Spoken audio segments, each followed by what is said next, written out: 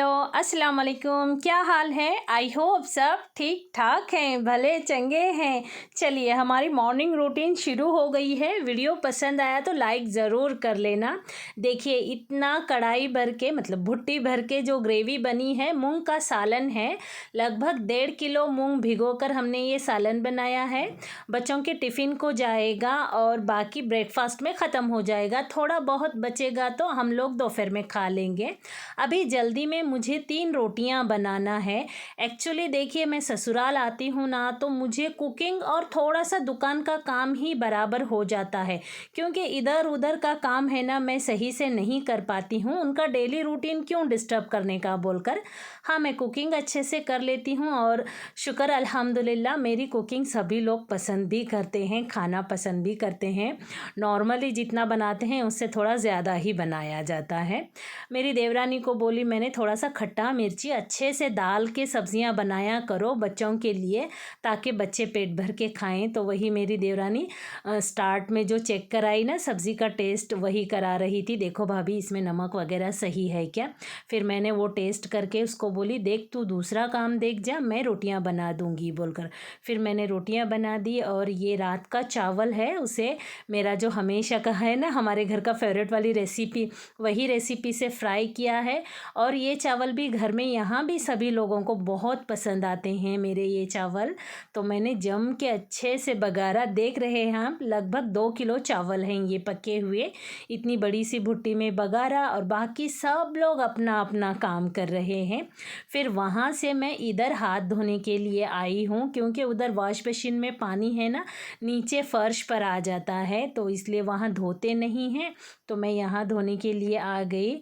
और मेरी देवरानी दूसरे रोटियों की तैयारी कर रही है। मतलब अभी 3 बच्चे चले गए, अभी बाकी के बच्चों के लिए बन रहा है। उसी बीच में मैंने आपको चावल और सब्ज़ी का रंग ढंग दिखाया। और ये माँ बेटा चाय पी रहे हैं, और ये छोटी देवरानी का बेटा बच्चा बड़ी जेठानी लिए हुए हैं। मतलब यहाँ रहेंगे ना कभी ममता ख़त्म नहीं होगी, हर किसी को कोई ना कोई लेते रहता है।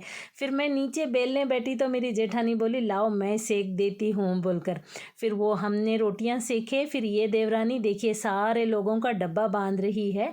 अभी मेरे रोटियाँ बेलना था, पर इनका टिफ़िन लेने का ये सीन मेरा मिस हो जाता था, तो इसलिए मैंने उठ के जल्दी से पहले मेरा भी काम कर ली, इतने टिफ़िन हैं बोलकर आपको बताने के लिए। उसके बाद देखिए रोटियां सब बेल ली। फिर मैंने मुझे जितना समझता है मैं उतना काम करती हूँ।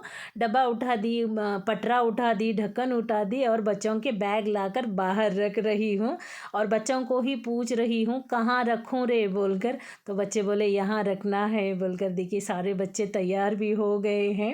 और हम लोग है ना पहले से ही इसको ज़िला घोषित कर चुके हैं चुप चुप के जो पिक्चर में डायलॉग है ना, सेम हम लोग इसको ऐसे ही बोलते हैं। कोई चीज़ मिले ना और किसी को गुस्सा आ जाए ना, ये घर होता तो अलग बात है, ये ज़िला है, यहाँ कोई चीज़ मिलेगी नहीं, आराम से ढूंढ लो बोलते हैं। चलिए उसी बीच में मैं ये अलग अलग काम भी करते रहती हूँ। मैं मतलब मेरा जो नेचर है मैं उसी नेचर के साथ हमेशा जहाँ भी जाऊँ वैसी ही रहती हूँ। चलिए देखिए ये बहुत बेल हो गए थे, तो देवर के हाथ से पहले ही साफ़ करवा ली थी। फिर अभी आकर झाड़ू लगा रही हूँ। उसके बाद देखिए मैं गांव से ही बीज लाई हूँ। वहाँ पे जितने बेल डाली हूँ ना, तुरई के, लौकी के, भिंडी के झाड़ होते हैं, और बाकी भी बहुत सारे हैं। 5 बेल लाई थी, ककड़ी भी है उसमें, और लंबी तुरई भी है, और एक ही फली भी है। इतने सारे बेल लाई हूँ। और वो लास्ट कॉर्नर में हमारा टॉयलेट है। फिर वहाँ से पात्री साहब आ रहे हैं, वो बोल रहे हैं बारिश हो रही है आराम से कर लो फिसल जाओगी बोलकर। फिर मैं बीज बो कर जाती हूँ ना, इसके बाद जब बेल उठते हैं मेरे देवर मेरी जेठानी प्रॉपर ध्यान देते हैं, क्योंकि इतनी सब्जियाँ उगने के बाद घर में सब्जियाँ लाना कम पड़ता है और हेल्दी होती है ना, कोई दवाई वगैरह मारी हुई नहीं होती हैं, काफ़ी लार्ज क्वांटिटी में उठती हैं सब्जियाँ, और सभी वही यूज़ करते हैं। मारने का था मेरे फ़ोन को चार्ज लगाने के लिए, मैंने मेरे देवर को बोली यहाँ मार के दो जी बोल के। फिर देवर बोले भाभी शाम में मार के देता मैं बोल के, तो उनका बेटा बोलो कितनी देर लगती, जल्दी से मारो, इतना सा है देखिए जाने से पहले मार कर देकर गए हैं। ये जो बुरखे वाली बेटी हैं ये मेरी बहू हैं, मतलब जेठानी की बहू हैं, तो मेरी भी बहू ही हुई ना। तो उनके हस्बैंड को भी अटैक आया था, मतलब जस्ट खून का कुछ एक थक्का बंदे गया था, तो उनका भी सेम मेरे जेठ के जैसा ही प्रॉब्लम हुआ है। बस 8 ही दिन हुए हैं, बोलते वो बच्चा गाड़ी वगैरह सब चला रहा है। फिर उसको भी मैंने मना कर दी। फिर वही बातें हो रही थी हमारी। फिर 8 किलो चावल हमारे दुकान के उबाल कर इस तरह से सूखने डालते हैं, क्योंकि इसी का सब एग राइस, बिरयानी, बाकी जो भी राइस आइटम होते हैं ना इसी चावल के बनते हैं। तो उसको सूखने डालकर गए मेरी देवरानियाँ दोनों भी। फिर आ गई मैं इधर किचन में। एक्चुअली देखिए तेल कितना कम कम डाल रहे हैं, फिर भी कोई फ़र्क नहीं, माशाल्लाह सब्ज़ियाँ बहुत अच्छी बन रही हैं। क्योंकि मेरे जेठ के लिए बनाई जा रही है ना, बहुत कम तेल यूज़ करने को बोला है बोलते, तो फिर वो चम्मच रखे हैं ना उसी से डाल रहे हैं, मैं तो हाथ भी नहीं डाल रही हूँ।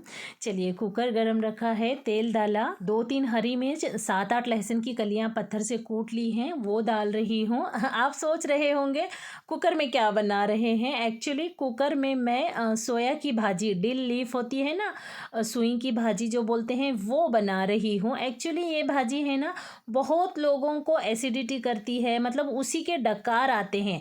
एक बार इस तरह से ट्राई करके देखिए। ये भाजी मैंने प्याज, लहसुन, हरी मिर्च डालकर, भाजी डालकर अच्छे से सौटे करके 2 सीटियां ले ली हूँ।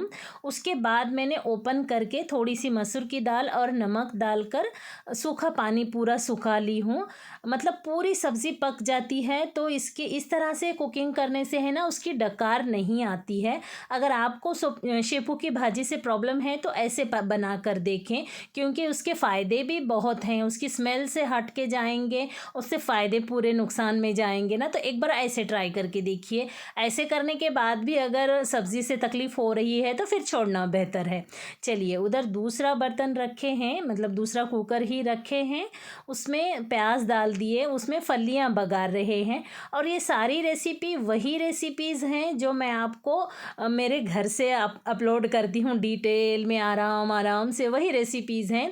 यहाँ मेरी देवरानी बोल रही है भाभी आप मत पकाओ, सामने खड़े रहो, बोलो बस आपका जो तरीका है मैं बनाऊंगी। मैं बोली उसको मोबाइल में देखा कर, सेम वही तरीका होता है मेरा बोलकर। तो वो बोले उसके हस्बैंड मोबाइल ही नहीं देते हैं बोलकर। वैसे भी आदमी लोग कहाँ जल्दी मोबाइल देते हैं। तो वो फिर वही बता रही थी, यहाँ लाइव ही मुझे सिखा दो बोलकर। देखिए अभी फलियाँ बघार रही है तो बोल रही है भाभी आप पहले भूने नहीं तो उसको, बोली। मैं बोली अभी प्याज के साथ अच्छे से भून जाएंगे, उसको 10 मिनट भूनना है कुकर में। बोली मैं, अल्लाह कितना काम कम है भाभी, बोली। मैं बोली काम तो कम है, खा के एक बार देख, तेरा टेस्ट बेहतर है कि मेरा टेस्ट बेहतर है, फिर जो बेहतर लगता तुझे, जो अच्छा लगता वो बना। तो खाने के बाद सब लोग तारीफ़ भी करे। देखिए कितने लोग आके जा रहे हैं, शेपू की भाजी कुकर में बनाए, शेपू की भाजी कुकर में बनाए, यही चालू है सभी लोगों का। क्योंकि हरी तरकारी, पत्ता सब्जी तो कुकर में नहीं बनाई जाती है ना। और आप उसमें गैस उसी में रखेंगे ना कुकर में, तो फिर वो सब्ज़ी काली हो जाएगी। जस्ट एक सीटी हो गई कि गैस रिलीज़ करना है। देखिए वही चीज़ें हो रही हैं हमारी। आधा किलो फली है, उसी हिसाब से मैंने लाल मिर्च पाउडर, नमक वगैरह सब डालने लगाया है। मेरी सब्ज़ियाँ हल्की तीखी पर होती हैं, मुंह भर के मज़ेदार होती हैं। बातें करते करते उधर पालक दाल बनाई जा रही है, मतलब 1.5 लीटर से 2 लीटर तक पालक दाल बनाई थी मैंने। और इधर देखिए इधर भी सीटी हो गई है। अभी इसको अच्छे से मिक्स करना है। मैंने बीच में टमाटर वगैरह सब डालती हूँ ना, सभी लोगों को तो पता है जो मेरे रेगुलर व्यूवर हैं। तो वैसे ही सब कर रही हूँ। मेरी जेठानी बोल रहे हैं ऐसे कैसे उजले उजले फलियाँ बनाए जी बोलकर। मैं बोली भाभी मिक्स करना है, टमाटर को मिक्स कर रही हूँ बीच में बोलकर। फिर मेरी देवरानी बोल रही है नहीं जी देखो पीले पीले भी लाल लाल कितने अच्छे लग रहे हैं बोल के। जब पूरा अच्छे से देखे तो तब उनको रिलीफ हुआ, नहीं तो बोल रहे थे कैसे कलर के फलियाँ बनाए तुम बोलकर। देखिए आप भी फलियों का कलर अच्छा लग रहा है ना। और ये शेपू की भाजी का ग्रीन ग्रीन कलर देखिए। अगर सब कुछ अच्छा लगा हो, मेरे टिप्स अच्छा लगा हो, मेरी भाजी बनाने का तरीका अच्छा लगा हो तो एक लाइक ज़रूर कर लेना। उसी बीच में हमारा ब्रेकफास्ट हो गया। फिर इधर मैं पीछे मेरे बेडरूम में आई, मेरी ज़ोहर की नमाज़ हो गई। बारिश का सीज़न है तो हमारे घर की रौनक ऐसी है, देखिए तार भी नहीं बसाते हैं क्योंकि लोग ही उतने हैं तो कपड़े तो उतने ही रहेंगे ना। चलिए उसी बीच में मैं मेरे नहाए हुए कपड़े इधर लेकर आई, वापस आ गई मेरे किचन के अड्डे पर। चलिए वो दाल बघारने का रोक के रखी थी, फिर आने के बाद उसको प्याज दाल तेल में प्याज डालने को लगाई। राई ज़ीरा भूल गए थे तो फिर सिर्फ ज़ीरा डालने को लगाई। फिर उसमें 1 चम्मच कुटी हुई मूंगफली भी डालना चाहिए माँ, लेकिन बड़े भाई को पसंद नहीं है तो मैंने नहीं डालने को बोला। सेम जो मैं हमेशा रेसिपी आपको बताती हूँ ना, वही रेसिपी के साथ पालक दाल बघारी है। और देखिए हम रेस्ट करने का टाइम है, उसी बीच में चावल का ऑर्डर आ गया था, 5 किलो चावल उबाल कर भेजे और ये बाज़ार आ गया है। पादरी साहब देखिए इस टाइम में आए हैं, अभी खाना मांग रहे हैं और मेरे देवर को लग रहा है कि कैमरा बंद है। मैं उन्हें बोल रही हूँ लोटे पर सो जाएंगे, उठो सरफराज बोलकर, उनको लग रहा है भाभी मजाक कर रहे हैं बोलकर। पादरी साहब को लगा लेट हो जाएगा प्लेट आने में तो फिर अभी हाथ धोने के लिए गए हैं।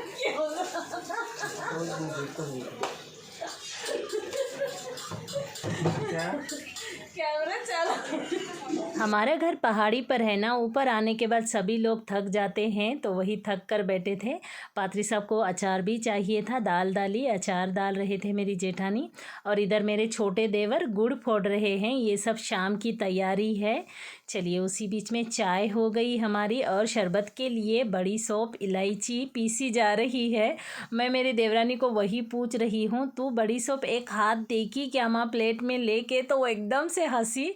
फिर याद आया उसे तो जल्दी से एक नज़र देख ली, मतलब कंकर वगैरह हैं क्या। और इधर ऊद देने के लिए कोयला गरम रखे हैं और ये देखिए मतलब ये शरबत बनाया जा रहा है, ऊद की बाँस का गुड़ का शरबत, जिसमें बड़ी सौंफ और इलायची पीस कर डाली जाती है। यहाँ प्रोसेस चालू है, देखिए ऊद की हंडी में ऊद का धुएं के बाद पानी डालें, उसके बाद में ओपन थोड़ा सा ही ओपन करके बड़ी सौंफ डाल रहे हैं। वो डाल रहे हैं, मेज़रमेंट मेरी जेठानी का है, वो जब बस बोले तब मेरी देवरानी बस कर दी। अभी ये दाल बनेगी, तुअर दाल और चना दाल दोनों 1-1 पाव ली है मैंने और जो प्लेट में बताया।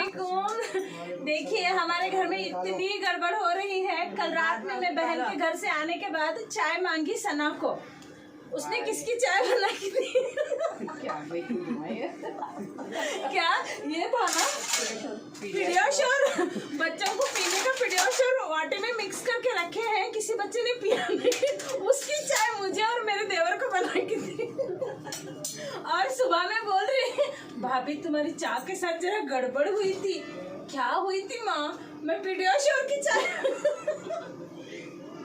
और अभी आज सुबह में पालक दाल जो बनाए ना, उसको बोले हम थोड़ा सा पालक लेके आ बड़े भाभी के पास से कट करके, तो वो चुके की भाजी कट करके लाई है। अभी हमको दाल चा बनाने के लिए भाजी नहीं है।